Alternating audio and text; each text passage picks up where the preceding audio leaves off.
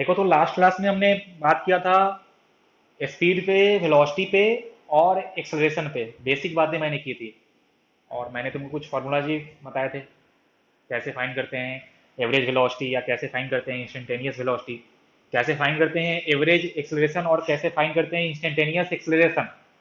और तुमको अगर याद होगा कि जब हम एक्सेलरेशन के बारे में चर्चा कर रहे थे, तब मैंने तुमको बताया था कि जब भी तुमको इंस्टेंटेनियस एक्सेलरेशन फाइंड करना हो तो हम लोग करते हैं use A equal to D we by D T. ये सबको याद होगा कि A equal to D we by D T. और D we by D T को हम पढ़ते हैं कि differentiation of velocity with respect to time, तो वहां से हमको मिलता था एक्सेलरेशन।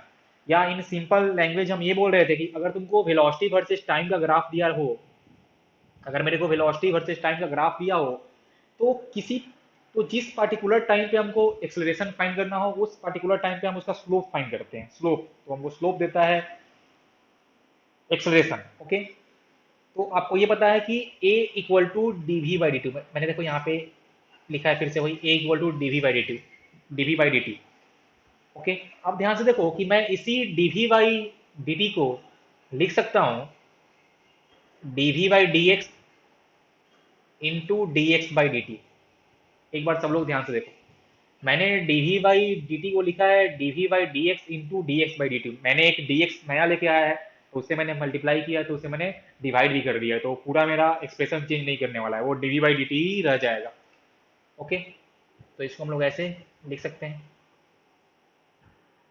अब तुम ध्यान से देखो कि D x by D T, मैंने तुमको बताया था कि D x by D T क्या होता है। D x by D T is nothing but velocity, कि rate of change of displacement या फिर rate of change of position is velocity. मतलब कि हम इसको लिख सकते हैं, और देखिए कैसे, तो जहाँ पे d x by D t है वहाँ हम लिख देंगे वी, और बाकी जो d we by d x है वो तो वैसे ही रह जाएगा, तो ये तुम्हारा हो जाएगा d we by d x. तो तुम ध्यान से देखो कि यहाँ पे मैंने लिखा है कि एक्सलेशन इज इक्वल टू या तो d we by D t या फिर v into d we by d x. और ये बहुत ही इंपॉर्टेंट एक्सप्रेशन है। एक्चुअल में होता क्या है ना, कि कहीं कहीं जब क्वेश्चन को थोड़ा सा टफ करना होता है, तो तुमको क्वेश्चन में velocity as a function of time नहीं दिया रहेगा। क्योंकि हमको अगर velocity as a function of time पता रहेगा, और हमको अगर एक्सलेशन फाइंड करना है, तो simply d we by D t से हम लोग फाइंड कर लेते हैं। तो करता क्या है कि तुमको देता है कि velocity as a function of x, velocity as a function of x, या आप ऐसे बोल सकते हो कि velocity as a function of displacement. और फिर तुमसे पूछता है एक्सेलरेशन। तो मेरे पास एक्सेलरेशन के लिए मेनली जो एक्सप्रेशन है वो है डीवी बाई डी टी। तो हमने उस डीवी बाई डी टी को एक डिफरेंट फॉर्म में चेंज कर लिया है, और वो तुम्हारा आ गया v d v by d x. तो जब भी तुमको velocity as a function of x दिया रहे और तुमको फाइंड करना हो एक्सेलरेशन, तो तुम ये सेकेंड वाला एक्सप्रेशन यूज करना, और इसको तुम अपने दिमाग में सब लोग सेट कर लो। और जब हमको दिया रहे velocity as a function of time और पूछे मेरे से एक्सेलरेशन, तो हम ये पहला वाला जो है A equal to D we by D T वो यूज करेंगे। और देखो ध्यान से कि इसको हम एक बात और यहाँ से बोल सकते हैं क्या, कि यहाँ हमको मिला है कि a equal to v d we by d x and d we by d x. जैसे देखो मैं यहाँ पे लिखता हूँ इसको separately, a equal to v d we by d x. देखो ध्यान से यहाँ पे, तो d we by d x is nothing but slope of velocity versus displacement graph. dv by d x is nothing but slope of velocity versus displacement graph.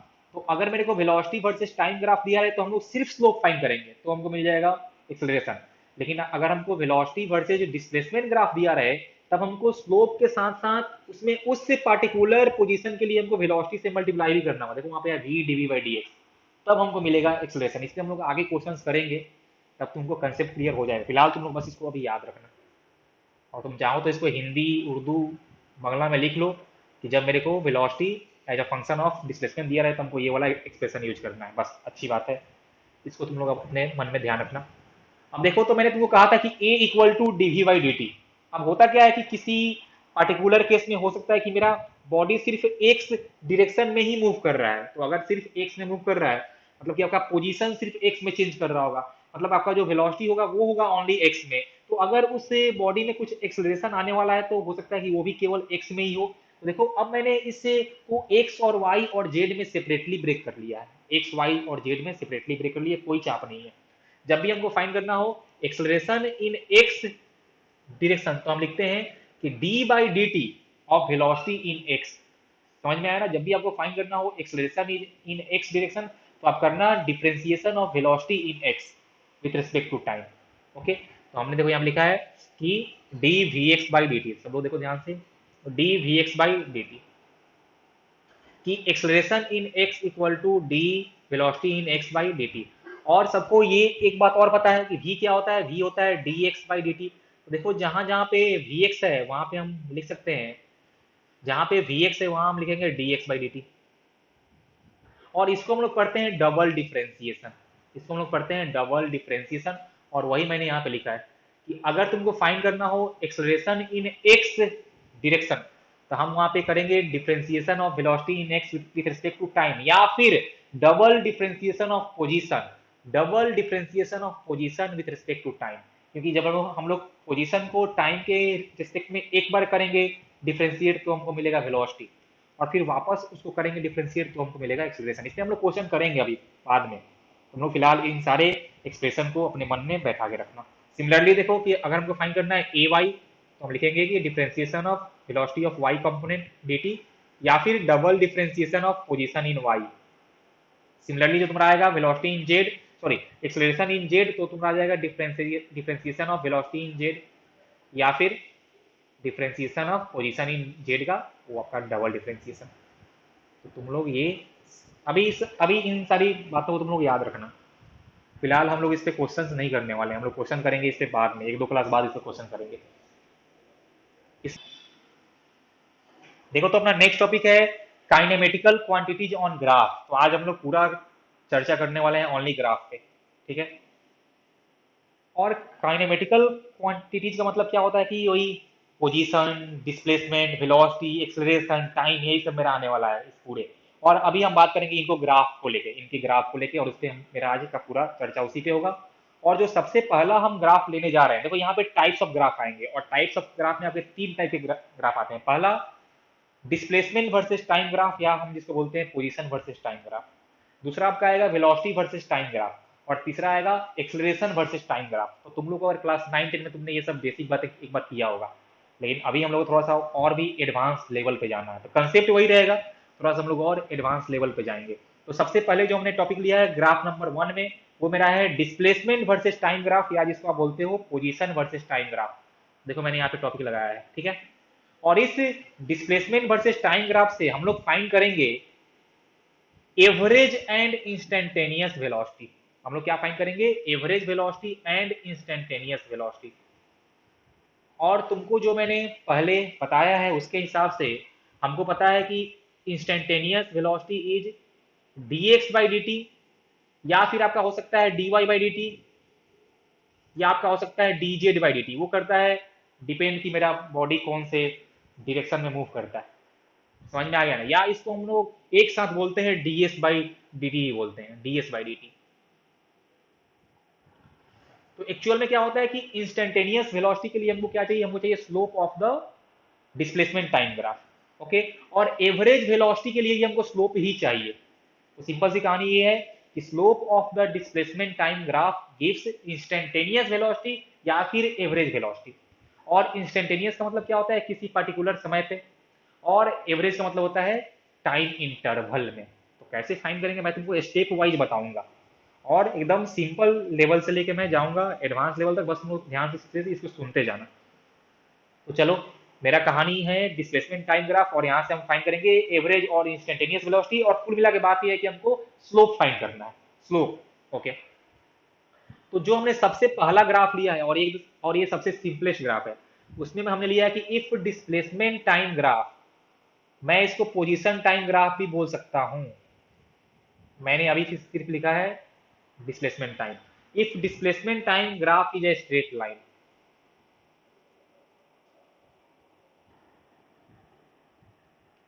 अगर displacement time graph मेरा straight line है। अब सबने class 10 के mathematics में ये सीखा हुआ है कि हम एक स्ट्रेट लाइन का स्लोप कैसे फाइंड करते हैं। अब इसमें बताने वाली कोई नई बात नहीं है कि आपको अगर उसका एंगल पता है विथ पॉजिटिव एक्स एक्सिस, तो हम बोलते हैं कि tan theta is the slope. या अगर दो पॉइंट पता होता है तो y2 minus y one by x2 minus x1 is the slope of the straight line. अब देखते हैं कि कैसे स्लोप हमको देगा वेलोसिटी। तो हमने क्या बोला कि if displacement time graph is a straight line, a straight line का मतलब ये हुआ कि हमारे ग्राफ में सिर्फ एक ही स्ट्रेट लाइन आने वाला है। देखो यहाँ ध्यान से, सिर्फ एक स्ट्रेट लाइन। तो मैं डिस्प्लेसमेंट लूंगा वाई एक्सिस पे और ये मेरा रहेगा मीटर में, और मैंने टाइम लिया है आपका एक्स एक्सिस पे और ये आपका रहेगा सेकेंड में, ठीक है। और जो मेरा ग्राफ है वो कुछ ऐसा है, देखो ये मैंने लिया है डिस्प्लेसमेंट टाइम ग्राफ।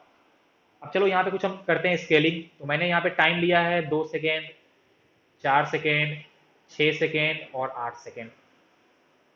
और यहाँ पे जो मैंने डिस्प्लेसमेंट लिया है वो लिया है 5, 10, कुछ ऐसे 15 और ये कुछ आपका 20। ओके, तो ये मेरा डिस्प्लेसमेंट टाइम ग्राफ एक स्ट्रेट लाइन है, इसको आप नाम दे दो O A. O A is a straight line. Okay, अच्छी बात है। अब मान लो कि हमको फाइंड करना है एवरेज वेलोसिटी, हमको फाइंड करना है एवरेज वेलोसिटी किसी भी दो टाइम इंटरवल के बीच में। और हमने तुमसे पूछा कि तुम कौन से टाइम इंटरवल के बीच में फाइंड करना चाहता हो, तो तुमने बोला कि सर आप मेरे को बताओ average velocity between t equal to 0 to t equal to 4 second. सबने बोला कि हमको आप बताओ average velocity between t equal to 0 से टी इक्वल टू 4 सेकेंड के बीच में। अच्छी बात है। तो मैंने बोला आपको कि देखो पहले आप चेक करो कि आपका टी बराबर 0 कहाँ है। तो सबने बोला सर टी इक्वल टू 0 तो यहीं पे है, ऑरिजिन पे। टी इक्वल टू 4 क्या है, तो सर यहाँ पे है टी इक्वल टू 4। अच्छी बात है।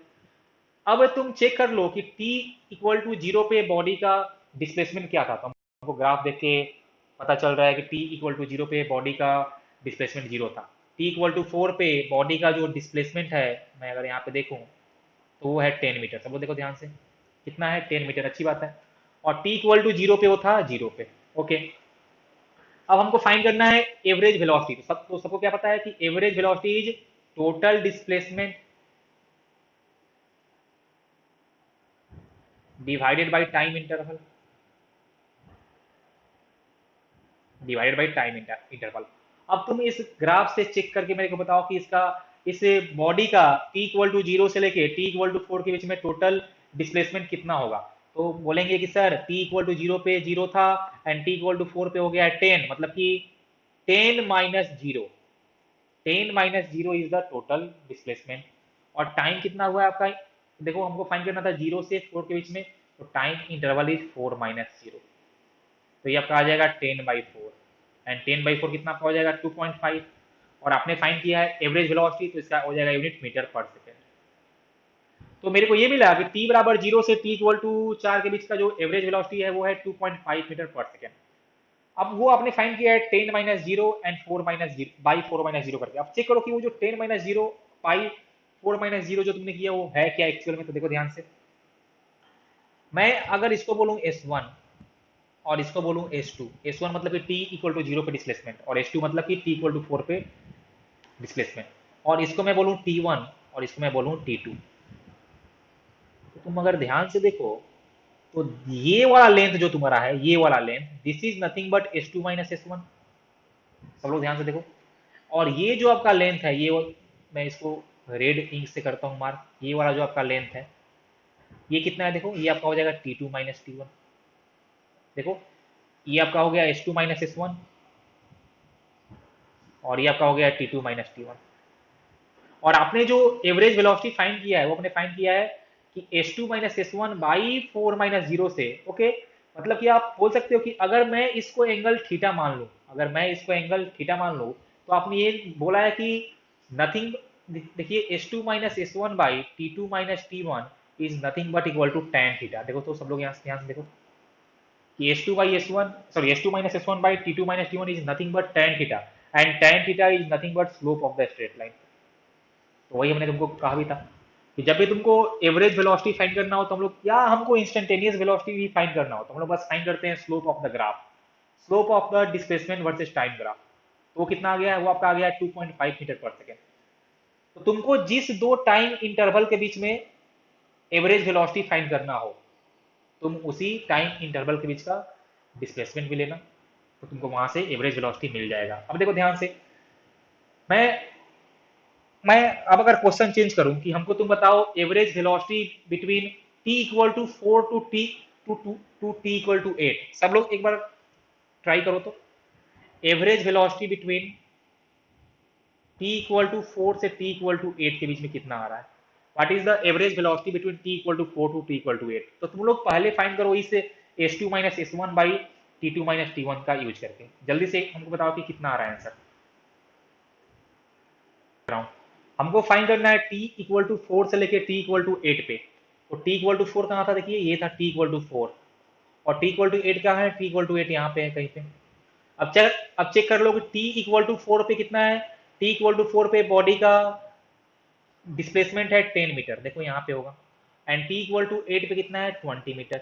ओके, तो देखिए ध्यान से, तो ये जो आपका लाइन देगा, वर्टिकल लाइन, वो आपको देगा s2 माइनस s1, और ये जो हॉरिजेंटल लाइन है आपका, ये आपको देगा t2 माइनस t1।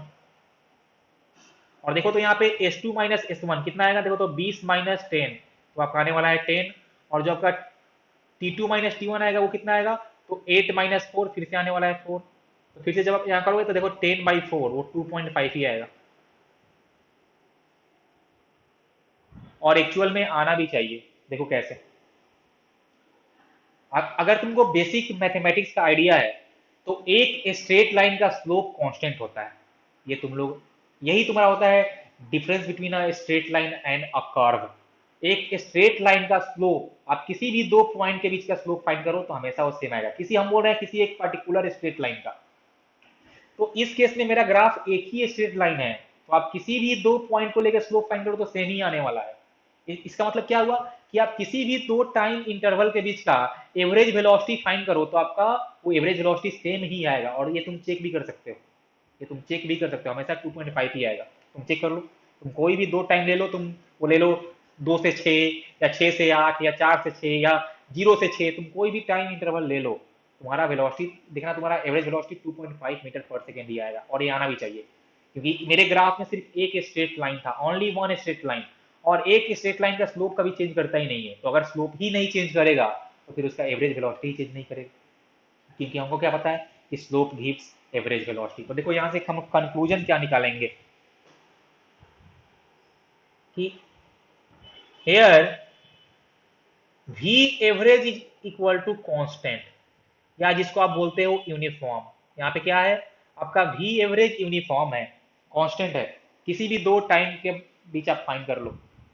अच्छा एक बात और, v एवरेज तो हमने बोला है कांस्टेंट है, और कितना आ रहा है? वो आ रहा है 2.5 मीटर पर सेकेंड।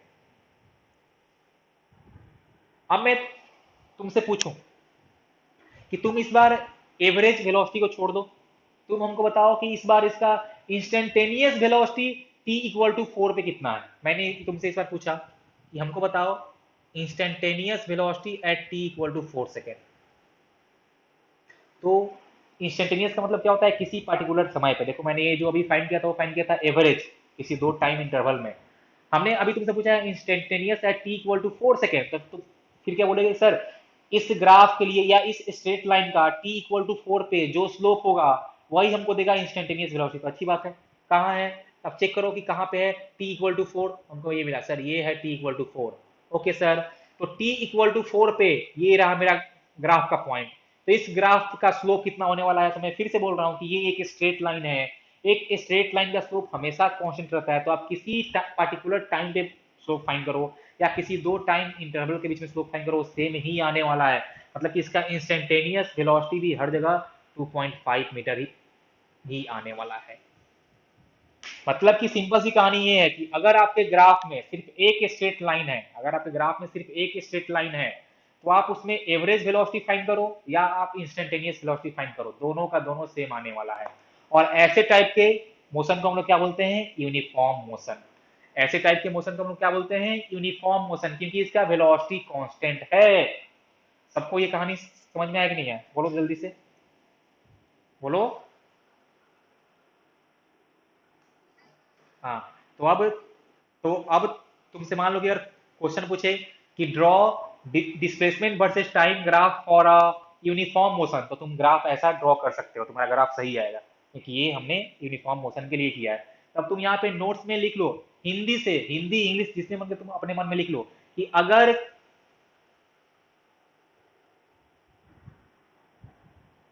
क्वेश्चन में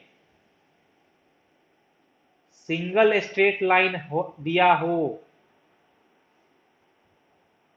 तो उसका स्लोप कांस्टेंट रहेगा। मतलब average velocity is equal to instantaneous velocity उस पूरे लाइन के लिए, जहां तक वो एक स्ट्रेट लाइन होगा, जहां तक वो अब मैं फिर से बोल रहा हूँ, लाइन चेंज करेगा तो फिर आपका स्लोप, फिर आपका जो वेलोसिटी है वो चेंज कर जाएगा, क्योंकि आपने लाइन जैसे ही चेंज किया है आपका स्लोप भी चेंज कर जाएगा। तो जब तक एक लाइन हो, तो वो लाइन जितने टाइम तक फैला हो उतने टाइम तक आपको एवरेज फाइंड करना हो, इंस्टेंटेनियस फाइंड करना हो, जो उस स्ट्रेट लाइन का स्लोप होगा वही होगा।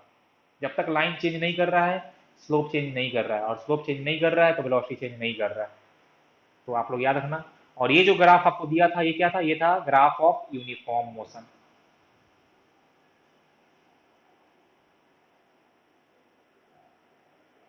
तो एक स्ट्रेट लाइन, एक स्लोप, एक वेलोसिटी, मतलब कि इससे जैसे देखो कि ये जो मेरा ग्राफ था वो दिया था t इक्वल टू जीरो से लेके t इक्वल टू 8 तक। तो मतलब कि मैं t इक्वल टू जीरो से लेके t इक्वल टू 8 तक कहीं भी किसी भी टाइम इंटरवल में मैं अगर तुमसे पूछ लूं एवरेज वेलोसिटी, तो वो भी आएगा 2.5 मीटर पर सेकेंड। अगर मैं इन टाइम गैप में किसी पर्टिकुलर टाइम पे इंस्टेंटेनियस पूछ लूं तो वो भी 2.5 ही आएगा। हम लोगों ने पूछा कि बताइए instantaneous velocity at t equal to 1.5 second, तो कितना आएगा? 2.5 metre per second.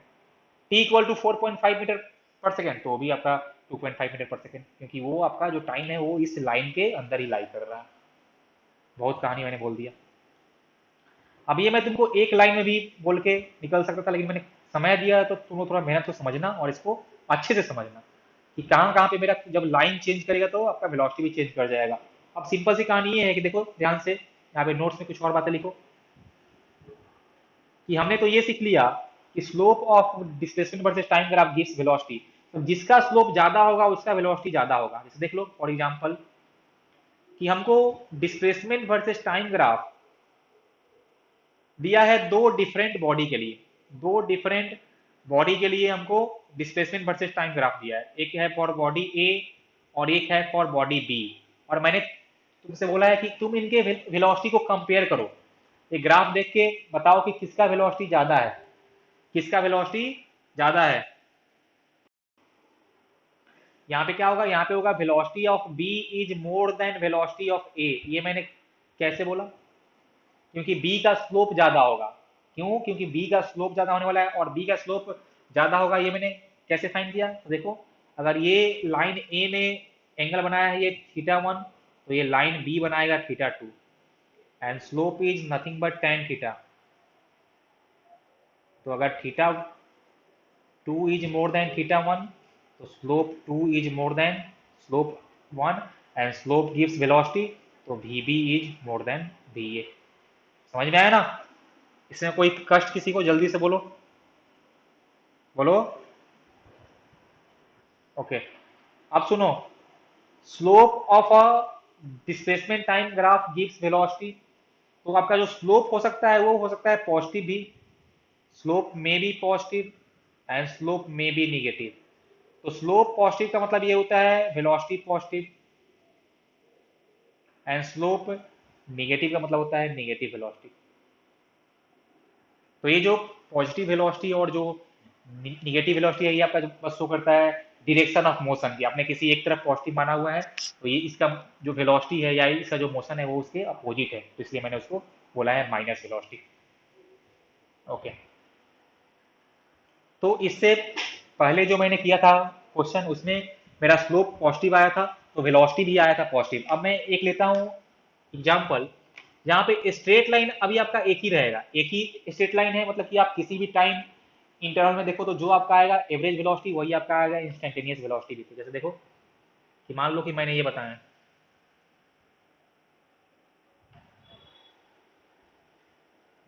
Displacement versus time graph, और मेरा ग्राफ कुछ ऐसा है।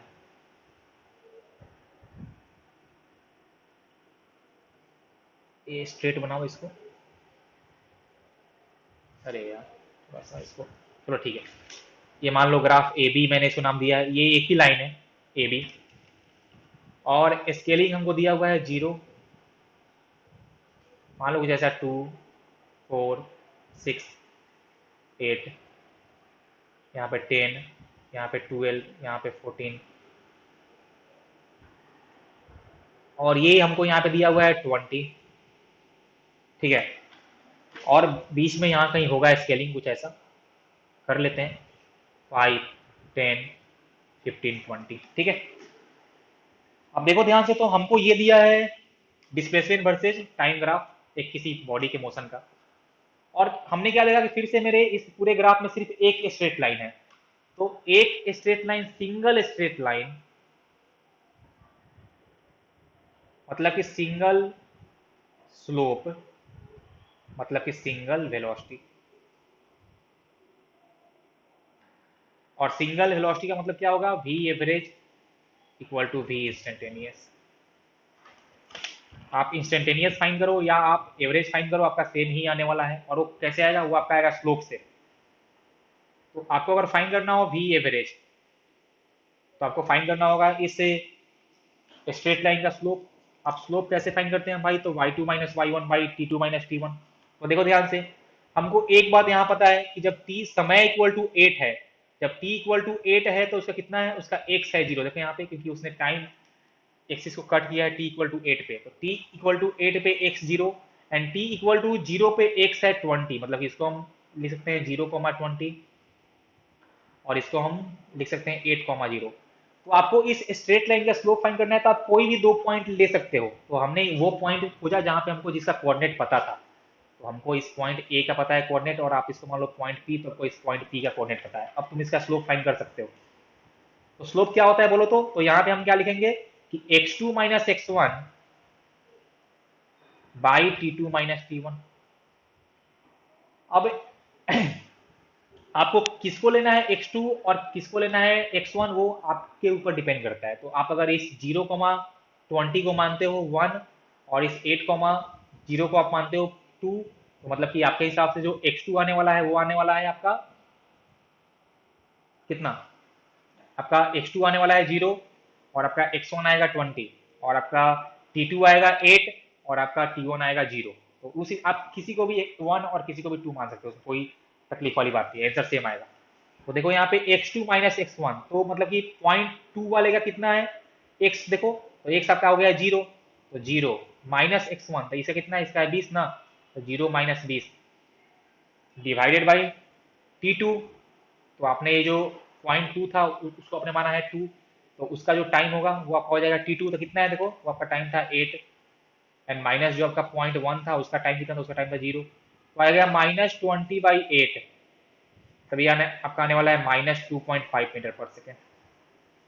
मतलब इस ग्राफ के लिए जो एवरेज वेलोसिटी मेरा आया है, तुम किसी भी दो टाइम इंटरवल को आप उठा लो तो तुम्हारा average velocity -2.5 metre per second ही आएगा। या हम तुमसे पूछें कि what is the velocity at t equal to 4 second, velocity at t equal to 4 second, तो भी तुम्हारा -2.5 मीटर पर सेकेंड ही आएगा। क्योंकि मेरा पूरे इस ग्राफ में एक ही स्ट्रेट लाइन था, तो तुम एवरेज फाइंड करो, इंस्टेंटेनियस फाइंड करो, दोनों ही सेम आने वाला है। तो यहाँ पे मेरा क्या था, यहाँ पे वेलोसिटी था नेगेटिव, क्योंकि इस लाइन का स्लोप था नेगेटिव। ये समझ में तुम लोग को आया ना, बोलो तो जल्दी से। हाँ, तो अब हम जो बात करने जा रहे हैं कि इफ डिस्प्लेसमेंट टाइम ग्राफ है सेवरल स्ट्रेट लाइन, तो एक बात अपना श्योर हो गया कि अब अगर एक से ज्यादा स्ट्रेट लाइन आएगा तो एक से ज्यादा स्लोप आएगा, और एक से ज्यादा स्लोप आएगा तो एक से ज्यादा वेलोसिटी भी आएगा। लेकिन हम फिर से एक बात पे पक्का श्योर है कि जहां तक स्ट्रेट लाइन एक होगा, मतलब कि अगर मान लीजिए कि अगर मेरे ग्राफ में 4 स्ट्रेट लाइन है, तो कहीं ना कहीं तक तो एक होगा लाइन ना, उसके बाद चेंज किया होगा। तो जहां तक एक लाइन था, फिर से कंसेप्ट हम वही यूज करेंगे, जहां तक एक लाइन था वहां तक फिर से वेलोसिटी सेम रहा होगा। जब लाइन चेंज करेगा तभी वेलोसिटी चेंज करेगा, इतना बात हम श्योर है। देखते हैं ग्राफ। तो ये मेरा ग्राफ है।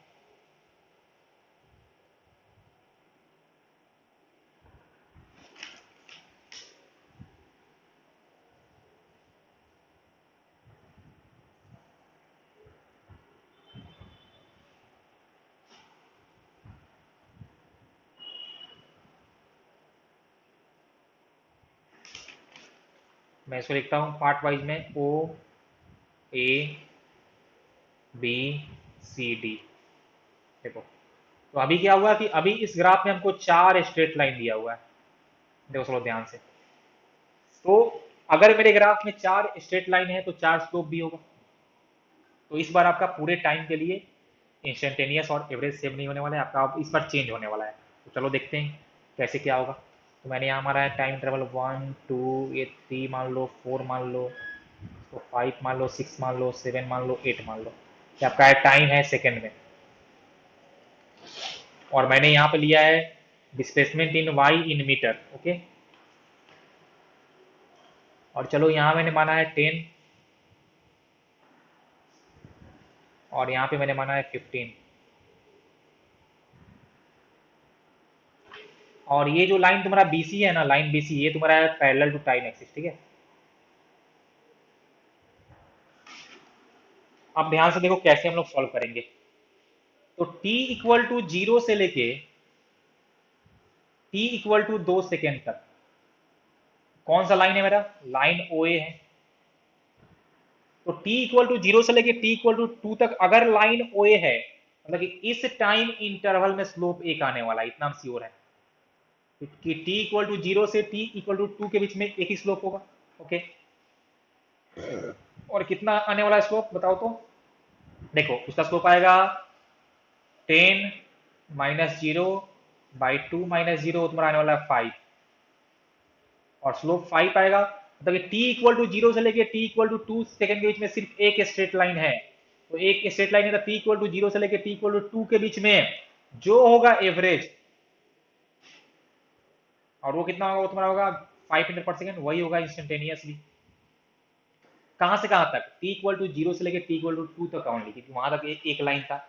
उसके आप जैसे ही आगे जाओगे फिर आपका एवरेज और इंस्टेंटेनियस आपका चेंज कर जाएगा, क्योंकि उसके आगे तक का आपका लाइन चेंज कर रहा है।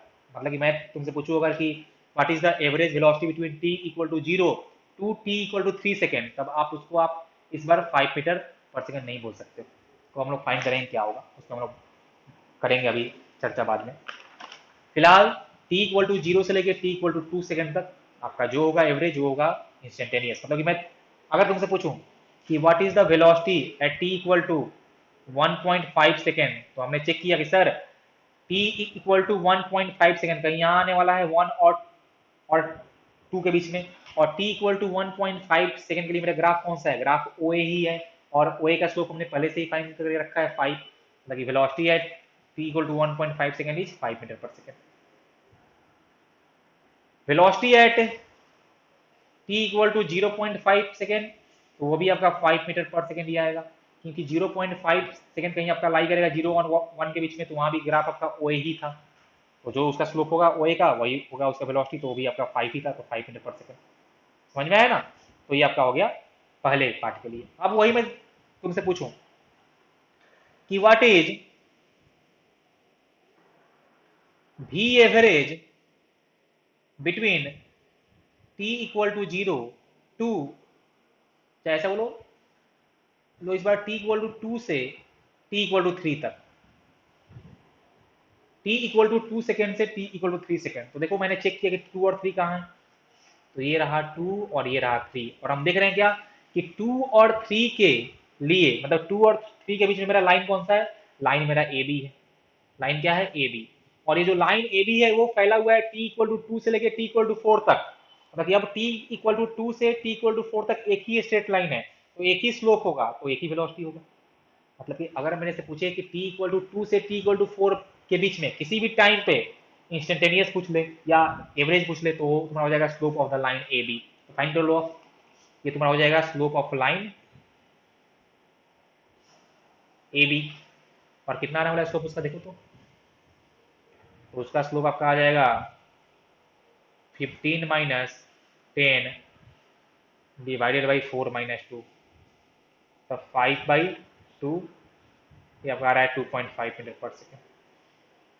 तो t इक्वल टू 2 से लेके t इक्वल टू 4 तक का average velocity 2.5 metre per second था, तो t इक्वल टू 2 से t इक्वल टू 3 के बीच का भी 2.5 मीटर पर सेकेंड ही होगा। अब मान लो कि हम इनसे पूछते कि v instantaneous at t equal to 2.5 second, तो वो भी आंसर 2.5 मीटर पर सेकेंड ही आएगा, क्योंकि 2.5 सेकेंड भी आपका कहाँ लाई कर रहा है, इस t इक्वल टू 2 और 4 के बीच में ही लाई कर रहा है।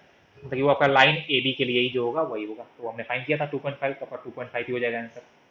समझ में आ रहा है ना ये? बोलो।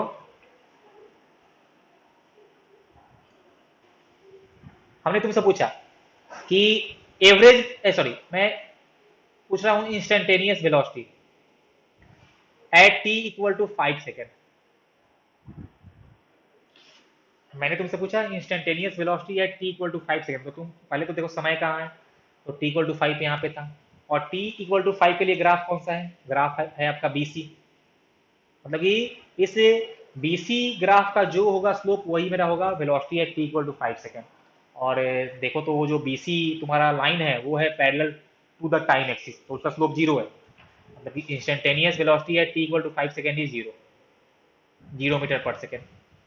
तो सिंपल सी कहानी हम ये कह सकते हैं कि t इक्वल टू 4 से लेके t इक्वल टू 6 तक आपका उस पूरे टाइम इंटरवल में ही वेलोसिटी आपका जीरो आएगा, क्योंकि उस लाइन का स्लोप बीसी का आपका लाइन बीसी का स्लोप जीरो था, तो आपका जो बॉडी था वो रेस्ट में था।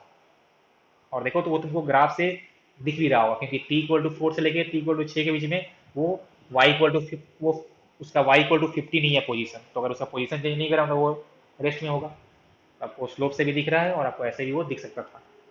अब मान लो हम तुमसे पूछे कि instantaneous velocity at t equal to 7 second, तो 7 कहाँ है भाई? देखो 7 यहाँ पे टी इक्वल टू 7, मतलब कि इस लाइन सी डी का जो स्लोप होगा वो होगा instantaneous velocity at t equal to 7। तो फाइंड कर लो उस लाइन सी डी का स्लोप। तो देखो इसके लिए तुम ये उठाओ कि जब समय 6 पे उसका वाई 15 था, और जब समय 8 हो गया है तो उसका वाई हो गया है 0। तो हम लिखेंगे कि 0 - 15 डिवाइडेड बाई 8 - 6। देखो ये आपका आ जाएगा मेरे ख्याल से -7.5 मीटर पर सेकेंड। चेक कर लो एक बार। तो ये आएगा -7.5 मीटर पर सेकेंड। इसका मतलब क्या कि t इक्वल टू 6 से लेके t इक्वल टू 8 के बीच का उसका जो वेलोसिटी था वो था -7.5 मीटर पर सेकेंड। तो माइनस एन क्या शो कर रहा है कि उसका वेलोसिटी का डायरेक्शन निगेटिव है, आपने किसी एक तरफ पॉजिटिव माना था और अभी उसका वेलोसिटी निगेटिव है। और ऐसा होना भी चाहिए। देखो ध्यान से कैसे हम क्या बोलना चाह रहे हैं, क्यों होना चाहिए। देखो तो t up to t equal to 6 second जो उसका पोजीशन था वो किया है इंक्रीज, 0 से हुआ है 15 तक। लेकिन 6 के बाद देखो क्या हो गया कि उसका पोजीशन घट रहा था और वापस वो आ गया है कहाँ पे? उसका पोजीशन हो गया है 0। मतलब क्या कि पहले वो ऐसे गया था और ये मान लो था तुम्हारा t इक्वल टू 6, तो ऐसे गया था और इस 6 के बाद वो फिर से वापस आ रहा है, और जैसे ही समय आपका हुआ 8 सेकेंड वो वापस इसी पोजीशन पे पहुंच गया। देखो तुमको सब यहाँ पे दिख रहा होगा। तो आपने अगर इस वाले को माना था पॉजिटिव, तो आपका जो t इक्वल टू 6 से 8 के बीच का जो वेलोसिटी था वो आपका था इसके जस्ट अपोजिट, तो आपका आ गया था माइनस में। समझ में आया ना? तो मैंने थोड़ा सा गेम चेंज किया और पूछा कि अब तुम हमको बताओ average velocity between t equal to 0 to t equal to 6 second. इस बार तुमको बताना है average velocity between t equal to 0 to t equal to 6। तो तुमने देखा सर t इक्वल टू 0 यहाँ था, t इक्वल टू 6 यहाँ पे है, और हमको फाइंड करना है एवरेज वेलोसिटी। अब देखो तो इस समय इंटरवल में, इस टाइम इंटरवल में अब तुम्हारा लाइन एक नहीं था, तुम्हारा लाइन चेंज कर गया है। वो आपका पहले ओ ए था, फिर ए बी था, फिर हो गया बी सी, 3 लाइन आया है। इस पूरे टाइम इंटरवल में 0 से 6 के बीच में 3 लाइन आ रहा है। तो अब हम किसका लेंगे स्लोप? अब सवाल ये उठता है कि सर 3 लाइन है तो हमको अगर एवरेज वेलोसिटी फाइंड करना है तो कौन से लाइन का हम स्लोप फाइंड करें? तो देखो सिंपल सी कहानी क्या है, आपको इन तीनों में से किसी भी लाइन का स्लोप नहीं फाइंड करना है। तो करना क्या है फिर? तो हमको एक बात पता है कि एवरेज वेलोसिटी हमेशा क्या होता है? Total displacement by time interval, ये सबको पता है। Total displacement by time interval. तो पहले तुम चेक करो कि हमको कौन से दो टाइम के बीच में एवरेज वेलोसिटी फाइंड करना था। तो हमको फाइंड करना है 0 से 6 के बीच में। इन दोनों पॉइंट को तुम एक स्ट्रेट लाइन से ज्वाइन कर दो, बस हो गया काम। तुमको जिस टाइम इंटरवल के बीच में एवरेज वेलोसिटी फाइंड करना हो, तुम उन दो पॉइंट को एक लाइन से ज्वाइन कर दो और इस लाइन का स्लोप फाइंड कर लो। इस लाइन का स्लोप मतलब कि हम क्या बोलेंगे कि स्लोप ऑफ लाइन ओ सी। उसके बीच में कितना लाइन आया है मेरे को उससे कोई मतलब नहीं है भाई। हम बस उस दो इनिशियल और फाइनल पॉइंट को ज्वाइन कर देंगे और उस लाइन का स्लोप फाइंड कर लेंगे। समझ में आ गया ना? तो अब जल्दी से बताओ कि उस उस लाइन, वो जो आपका लाइन ओसी है उसका स्लोप कितना आने वाला है, जल्दी बताओ तो मेरे को। तो देखो एक तो तुम ये ले लो पॉइंट ओ ही वाला, तो इसका है कोऑर्डिनेट 0,0, और जो पॉइंट सी था उसका हो जाएगा तुम्हारा कोऑर्डिनेट 6,15, देखो है ना, चेक करो इसको। तो इसका जो स्लोप आने वाला है वो तुम्हारा आएगा 15 माइनस जीरो डिवाइडेड बाई 6 - 0, तो ये आएगा 15/6, तो ये आपका आ जाएगा 2.5 मीटर पर सेकेंड। तो 2.5 metre per second is the average velocity between t equal to 0 से t इक्वल टू 6। सबको समझ में आया कि नहीं आया, जल्दी बोलो।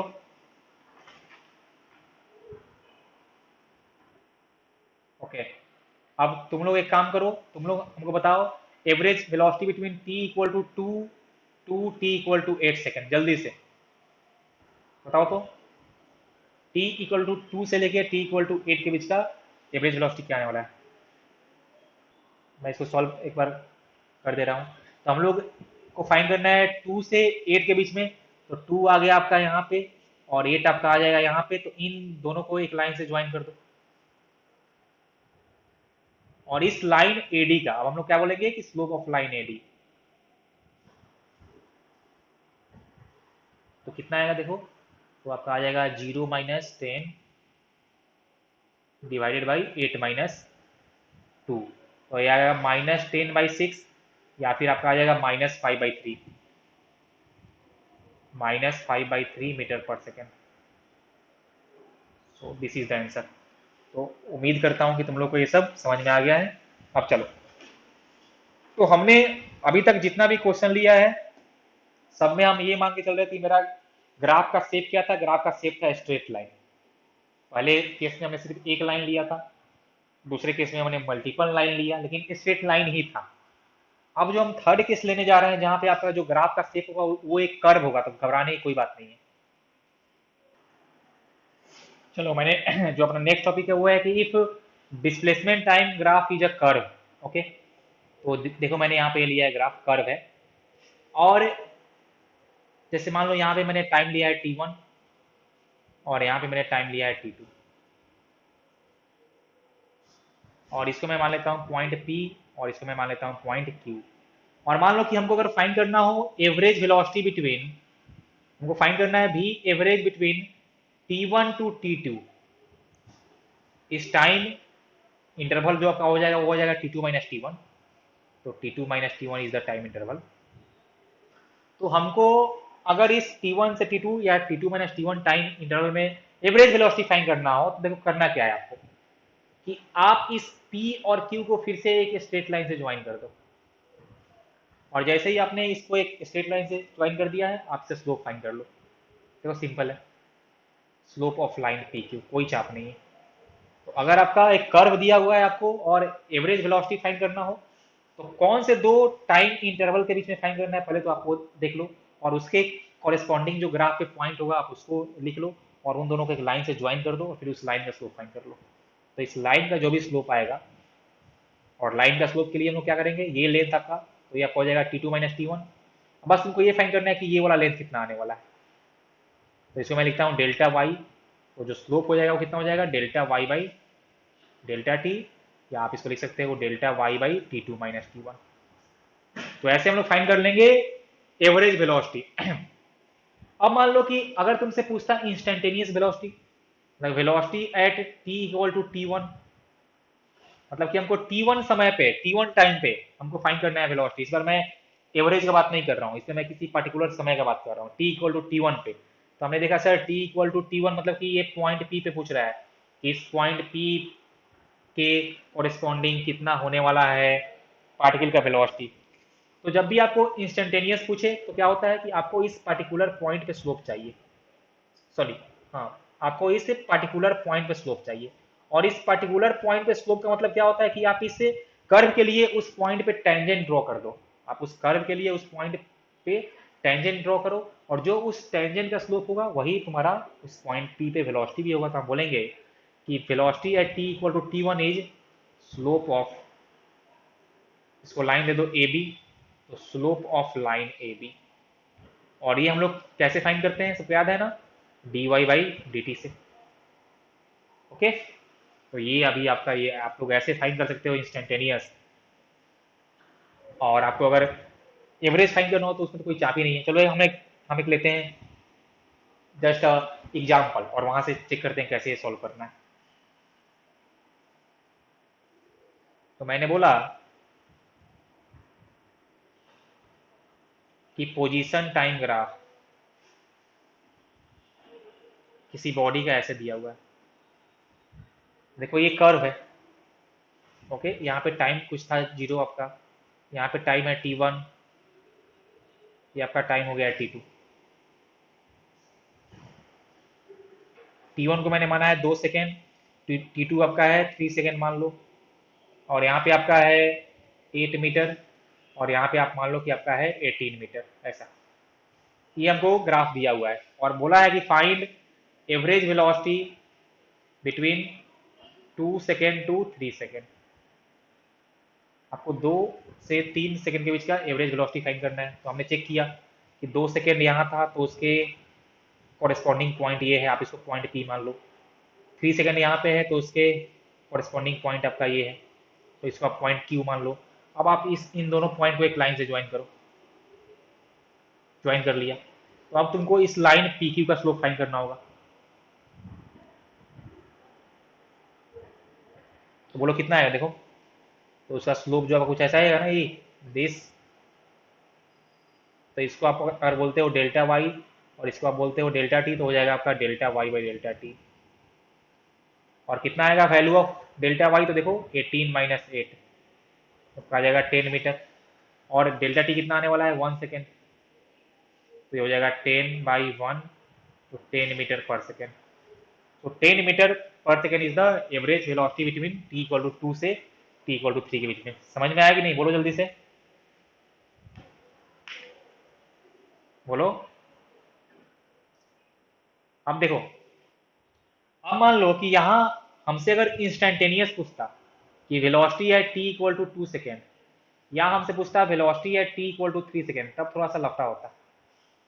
तब लफड़ा इसलिए होता क्योंकि हमको अगर इंस्टेंटेनियस फाइंड करना है तो इस पॉइंट पी पे, जैसे देखो कि हमसे अगर पूछा है t = 2 सेकेंड पे, तो t = 2 सेकेंड का मतलब होगा कि पॉइंट पी। तो इस पे हमको एक टेंजेंट हम करते ड्रॉ, और इस टेंजेंट का जो स्लोप होता वो हमको देता वेलोसिटी है t = 2 सेकेंड। तो उस टेंजेंट का स्लोप हम कैसे फाइंड करेंगे, तो वो थोड़ा सा हो जाएगा लफड़ा, है ना। क्योंकि देखो यहाँ पे जो मेरा लाइन पी क्यू था तो उसके लिए मेरे को डेल्टा वाई और डेल्टा टी पता था, तो हम स्लोप आसानी से फाइंड कर लिए। लेकिन अगर हमको इस पर्टिकुलर पॉइंट पे ही फाइंड करना है तो फिर मेरे को डेल्टा वाई और डेल्टा टी नहीं पता है। तो ऐसे केस में हम लोग करते क्या है कि हम लोग डिफ्रेंसिएशन करते हैं, जो तुमको हमने बताया है d y by D t. तो अगर तुमसे कहीं अगर कर्व वाला क्वेश्चन आएगा और तुमसे अगर इंस्टेंटेनियस वेलोसिटी पूछेगा ना, तो उस केस में तुमको इस ग्राफ का इक्वेशन दिया रहेगा। इस केस में ग्राफ का इक्वेशन नहीं दिया हुआ है तो हमको इंस्टेंटेनियस वेलोसिटी फाइंड करना थोड़ा सा तकलीफ वाली बात है। तो बाकी तुमको जहाँ पे इंस्टेंटेनियस फाइंड करना रहेगा वहाँ पे तुमको ग्राफ का इक्वेशन दिया रहेगा कि y is a function of time t, ऐसा। तो उसको हम लोग टाइम के रिस्पेक्ट में डिफ्रेंशिएट कर लेंगे, तो हमको वहां से मिल जाएगा आसानी से। समझ में आ रहा है हम क्या बोलना चाह रहे हैं, बोलो तो, बोलो एक बार। ओके, ओके, ठीक है। देखो हमको ये डिस्प्लेसमेंट वर्सेस टाइम ग्राफ दिया है, और हमसे पूछा है कि पॉइंट P पे, पॉइंट Q पे और पॉइंट R पे वेलोसिटी का साइन क्या होने वाला है। मेरे से वैल्यू नहीं पूछा है अभी, वैल्यू नहीं पूछा है कितना होगा, बस साइन पूछा है कि पॉजिटिव होगा कि निगेटिव होगा, बस हमसे ये पूछा है। तो हमने क्या देखा भाई कि यहाँ पे मेरा ये जो ग्राफ होता है कर्व दिया हुआ है, तो हमको अगर किसी पर्टिकुलर पॉइंट पे फाइंड करना है तो उस पर्टिकुलर पॉइंट पे हमको टेंजेंट ड्रॉ करना होगा। तो देखो इस पॉइंट पी पे हम लोग एक ड्रॉ करेंगे टेंजेंट, तो कैसा आएगा देखो बताओ तो। इस पॉइंट पी का जो टेंजेंट कुछ ऐसा आ रहा होगा ना, ऐसा कुछ आएगा टेंजेंट। इस पॉइंट क्यू का कुछ जो टेंजेंट कुछ ऐसा आएगा, और जो पॉइंट आर का आपका आएगा टेंजेंट वो कुछ ऐसा आ रहा होगा। एक मिनट, ये पॉइंट पी वाला जो टेंजेंट है वो बस इसको टच करके निकलेगा, इसको कट नहीं करता है, इसको बस थोड़ा सा यहाँ मैं चेंज करता हूँ इसको।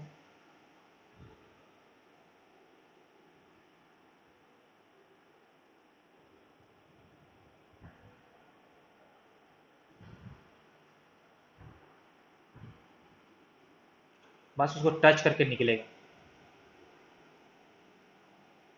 कुछ ऐसा, तो कट नहीं करता है।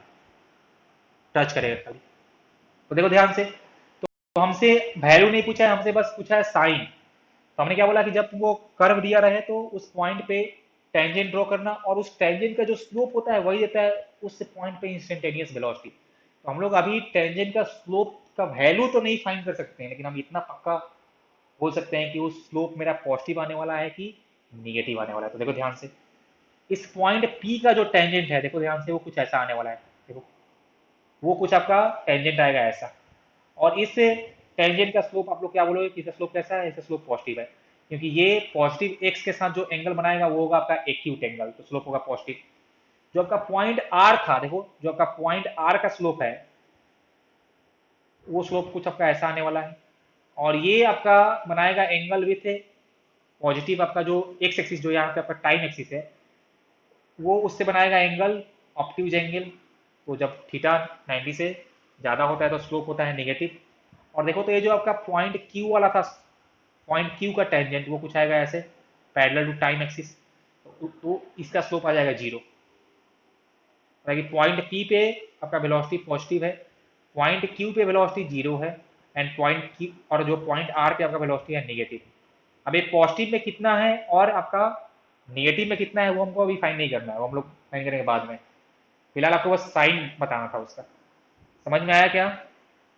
तो मैंने यहाँ पे एक पॉइंट लिखा है, और ये पॉइंट बहुत ही इंपॉर्टेंट है, सबको इसमें कंफ्यूजन भी होता है कि shape of displacement time graph does not show the path followed by your body.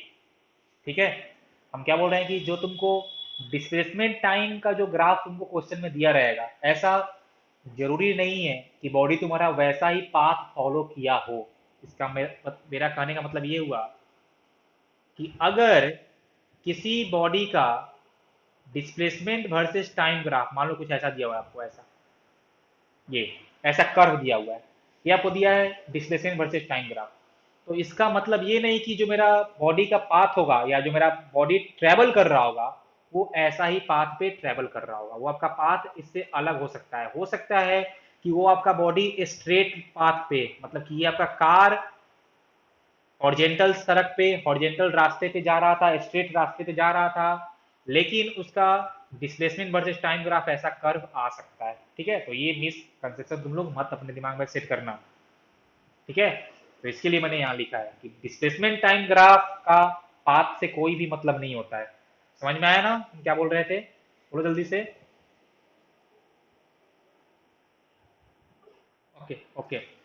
अब देखो मैंने यहाँ पे बस एक बेसिक प्रैक्टिस के लिए यहाँ पे क्वेश्चन लिया है, सब लोग एक बार इसको रीड करो तो अच्छे से क्वेश्चन को, कि the position time graph x t for two children A and B. अच्छा, ए एंड बी मैं यहाँ पे लिखता हूँ, ये दिया हुआ है फॉर ए और ये दिया है for B. For two children A and B returning from their school O उनका स्कूल था, to their homes P and Q, P and Q उनका घर है, respectively shown in figure. Okay, अब आपको बताना है चूज द करेक्ट एंट्रीज। आपको ये ग्राफ के बाद को स्टडी करना है, और फिर देखो ये सारे क्वेश्चन है, A question one, A B C D E, यहाँ पे 5 क्वेश्चन है, और आपको बताना है कि इसमें क्या सही है, स्टेटमेंट के हिसाब से आपको बताना है क्या सही है। ठीक है, ओ आपका स्कूल था, पी और क्यू आपका रिस्पेक्टिवली ए और बी का घर है, और एक्स तो आपको दिख रहा है जो डिस्टेंस है, और टी आपको शो कर रहा है टाइम। तो देखते हैं सबसे पहला क्या दिया हुआ है मेरे को स्टेटमेंट, कि ए और B lives closer to the school than B और ए। मतलब कि आपको ये बताना है कि ए और बी में से कौन स्कूल के करीब रहता है कंपेयर टू द अदर। तो ग्राफ देख के बताओ तो कि कौन लड़का ए और बी स्कूल के रहता है करीब, जल्दी बताओ तो मेरे को, स्कूल के करीब कौन रहता है, ए की बी?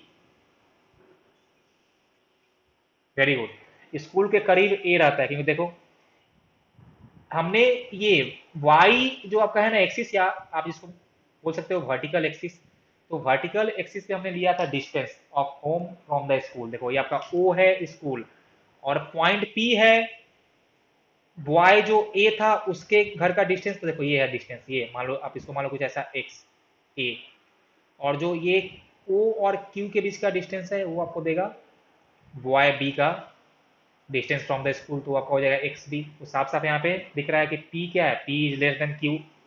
तो पी का घर करीब था क्यू के घर के, तो यहाँ पे क्या लिखेंगे हम लोग, पहले में क्या लिखेंगे कि ए लिव्स, भाई तुम इसको काट दो बी को, A lives closer to the school than B. समझ में आया ना, तो ये हुआ सही स्टेटमेंट कि A lives closer to the school than B. समझ में आया, बोलो जल्दी से। ओके, देखो नेक्स्ट क्या है कि फिर से वही कि ए और बी, कौन start from the school earlier than B और ए, कौन पहले चलना स्टार्ट किया है। तो तुम ध्यान से देखो कि जो ए का मोशन था वो टी इक्वल टू जीरो पर ही स्टार्ट हो गया है, लेकिन बी का मोशन कुछ समय बीतने के बाद स्टार्ट हुआ है, मतलब कि जो ए था वो पहले चलना स्टार्ट कर दिया था। तो A start from the school earlier than B, तो यहाँ पे फिर ये काट दो, ठीक है ना, तो ये हो जाएगी A start from the school earlier than B. Okay, अब आते हैं हम लोग नंबर सी में।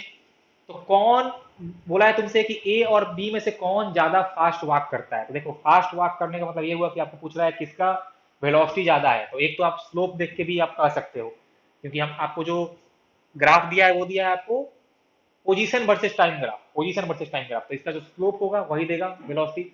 तो जिसका स्लोप ज्यादा उसका स्लोप उसका वेलोसिटी ज्यादा। तो तुमको ऐसा देख के लग रहा होगा कि जो बी है ना, बी वाला जो लाइन है उसका स्लोप आपका आने वाला है ज्यादा। तो आप ऐसे भी बोल सकते हो कि velocity of B is more than velocity of A. या फिर देखो ध्यान से कि आपका जो बी था वो ए के बाद चलना स्टार्ट किया है, वो हमको ग्राफ से दिख रहा है, और बी का घर ए से दूर था लेकिन दोनों सेम टाइम पे पहुंचा है। तो हम बाद में चलना स्टार्ट किए हैं और मेरा घर तुमसे दूर भी है लेकिन दोनों लोग सेम समय पे पहुंचे हैं, मतलब हम पक्का तुमसे फास्ट गए होंगे। तो आप ऐसे भी बोल सकते हो। तो मतलब कि यहाँ पे हम बोलेंगे कि B walks faster than A. समझ में आया ना, B walks faster than A. पक्का बोलो जल्दी से। Okay, next number D, A and B reaches home at same या फिर डिफरेंट टाइम। दोनों जो घर पहुंचा वो सेम टाइम पे पहुंचा है कि डिफरेंट टाइम पे। देखो ग्राफ देख के वो साफ चल रहा है पता कि दोनों कहाँ पहुंचा है। दोनों का जो ग्राफ खत्म हुआ है वो सेम टाइम पे ही खत्म हो रहा है। देखो यहाँ पे क्या दोनों अपने घर पी और क्यू सेम टाइम पे ही पहुंचा है, तो दोनों सेम टाइम पे अपने घर पहुंचा है। तो यहाँ पे डिफरेंट को काट दो, तो A and B reaches home at same time. Okay, उसके बाद लास्ट में क्या था कि ए या फिर बी ओवरटेक्स बी या फिर ए ऑन द रोड वंस या ट्वाइस। तो कौन किसको कर रहा है ओवरटेक। तो ग्राफ देख के साफ हमको पता चल रहा है कि बी बाद में चलना स्टार्ट किया था लेकिन वो पहुंचा सेम टाइम पे है, और यहाँ से तुमको ग्राफ पे दिख भी रहा है कि इन दोनों का पोजीशन एक समय पे सेम था। मतलब कि जो बी था उसने ए को किया होगा ओवरटेक, तो B overtakes A on the road once, एक बार उसको वो ओवरटेक किया। समझ में आ गया ना। तो ये बेसिक क्वेश्चन था, ये बस तुमको ग्राफ के अंडरस्टैंडिंग के लिए।